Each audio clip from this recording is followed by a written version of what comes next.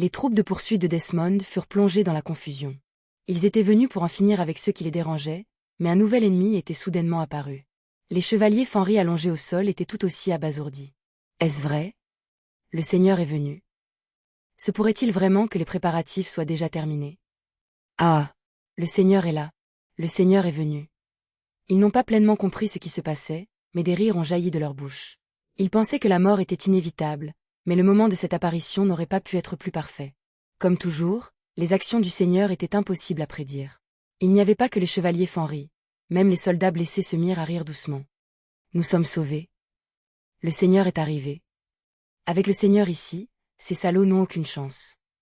Une croyance inébranlable en Ghislain. S'il y avait une chose que Ghislain leur avait inculquée, c'était sa fiabilité inébranlable dans la guerre. Espèce de racaille. Les soldats de l'armée de Desmond regardèrent les forces blessées de Fenris avec des expressions sombres. Voir ces imbéciles presque morts agir avec autant d'arrogance simplement parce que des renforts étaient arrivés, comment hostiles? Leur confiance effrontée était exaspérante. Vous mourrez tous les premiers. Ensuite, les autres suivront. Un soldat de l'armée de Desmond s'est approché des chevaliers Fenris au sol et a utilisé sa lance pour soulever le casque de l'un d'eux. Il n'était pas nécessaire de recourir à des grèves compliquées. Un simple coup de couteau au visage suffirait. Cependant, alors que les casques étaient retirés, la plupart des chevaliers, le visage trempé de sang, souriaient toujours. Ah! Vous pensez qu'une poignée de troupes comme vous peuvent vaincre notre Seigneur? Les soldats de l'armée de Desmond ricanèrent d'irritation face à ces paroles insolentes. Ils ont trouvé la confiance de leurs adversaires profondément troublante. Ils levèrent leurs lances bien haut, déterminés à frapper avant que les renforts n'arrivent complètement. Touac! Un son aigu retentit lorsqu'une flèche transperça le cou d'un des soldats. Plusieurs autres flèches ont volé dans les airs, frappant d'autres soldats qui se préparaient à attaquer. Qu'est-ce que c'est? Un soldat des forces de Desmond s'est retourné, alarmé. Un groupe approchait rapidement de loin, leur vitesse étant alarmante. Au premier rang se trouvait un homme appelé par les troupes de Fenris, le Seigneur, suivi de près par environ 300 soldats vêtus d'une armure noire, tous brandissant des arcs. Merde. Retraite. Réformer la formation. La vitesse de leur approche était écrasante, ne laissant pas aux troupes de Desmond le temps d'achever les soldats de Fenris. Ils ont dû se regrouper rapidement. Bien que les forces d'élite de l'armée de Desmond fussent bien entraînées, l'une d'entre elles, le baron Hutton, ne recula pas immédiatement. Je vais le tuer d'abord. Le baron Hutton a décidé que s'il pouvait tuer Gillian, cela dévasterait le moral de l'ennemi. Tirant une flèche de sa poitrine, il attrapa une épée au sol et chargea. Meurs. Cri. Clang. Avant qu'il ne puisse atteindre Gillian, une autre flèche vola vers lui. Il la dévia juste à temps, mais la puissance derrière elle fit trembler son épée. Merde. Une telle force d'une flèche.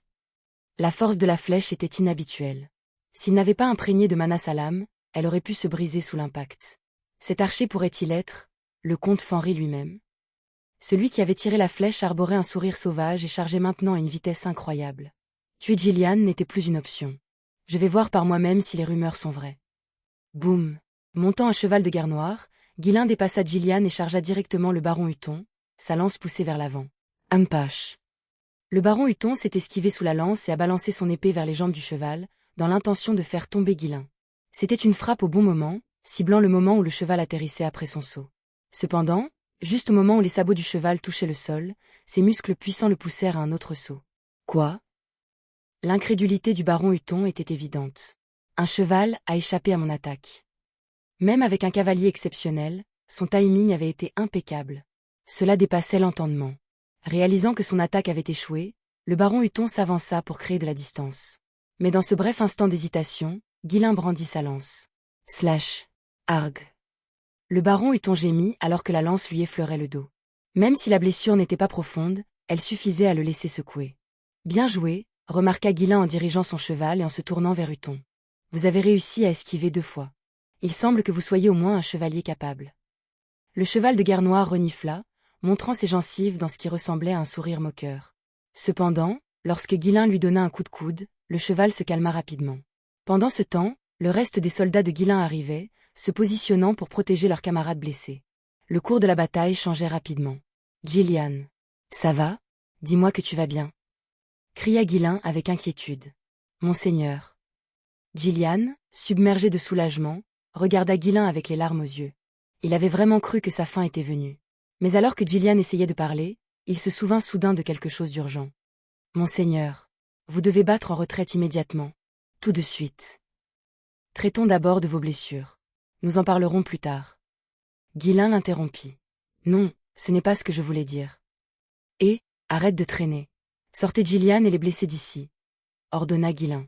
Les tentatives d'explication de Gillian furent encore une fois interrompues, cette fois par Muscle Gordon, qui était venu l'aider. Oh non, regarde notre instructeur. Tu as perdu tellement de poids, ça a dû être dur. Tu vas perdre de la masse musculaire à ce rythme-là.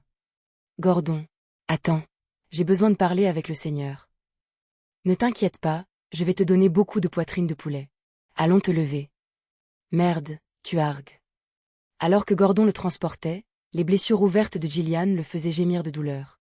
Alors que les troupes de Ghislain s'affairaient à soigner les blessés, le baron Hutton en profite pour battre en retraite. Son visage trahissait son malaise. Ils sont rapides. Les renforts étaient arrivés beaucoup plus tôt que prévu et leur équitation était extraordinaire. Reprenant son souffle, le baron Hutton sortit une potion et la versa sur ses blessures. Ses compétences sont impressionnantes. Même après avoir utilisé 2 potions et supprimé le mana de Ghislain avec le sien, l'énergie résiduelle a continué à perturber sa guérison. Alors que ses blessures se refermaient partiellement, le baron Hutton sourit, sa confiance inébranlable. Vous êtes là. Êtes-vous le comte Fenry? Oui, je le suis, répondit hardiment Ghislain. Baron Hutton, à votre service. Même si je dois dire que vous avez commis une grave erreur. Une erreur? Il aurait été plus sage de s'enfermer dans sa forteresse. Pourquoi venir ici? Le ton du baron Hutton devint plus arrogant à mesure qu'il se stabilisait. Si je le tue, cette guerre se termine ici. Mais Ghislain, inébranlable, descendit de cheval et dégaina son épée. Qui a peur, mon vieux? Voyons. Le duel était fixé et le champ de bataille devint silencieux alors que les deux se préparaient à se battre.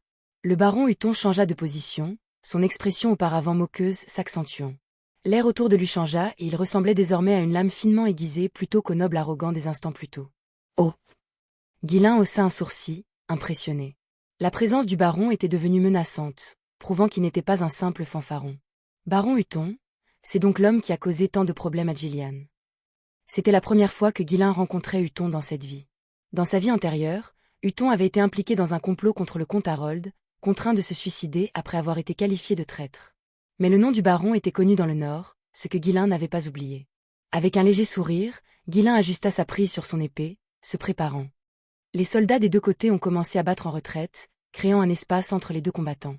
Il était d'usage lors d'un duel entre commandants de leur laisser de l'espace pour se battre.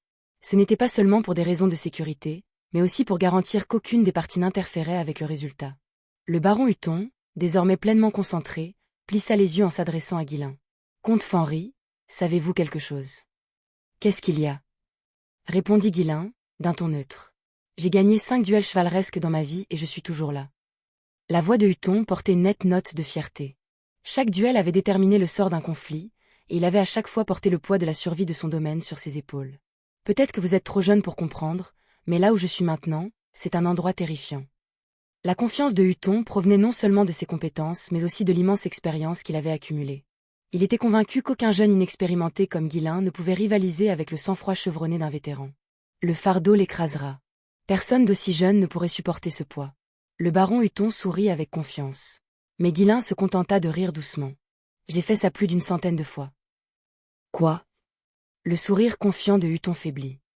Avant qu'il ait pu comprendre l'affirmation absurde de Ghislain, les yeux du jeune comte ont commencé à briller en rouge et son épée a traversé l'air à une vitesse terrifiante. Commençons. Boum. La charge de Ghislain fut comme un coup de tonnerre.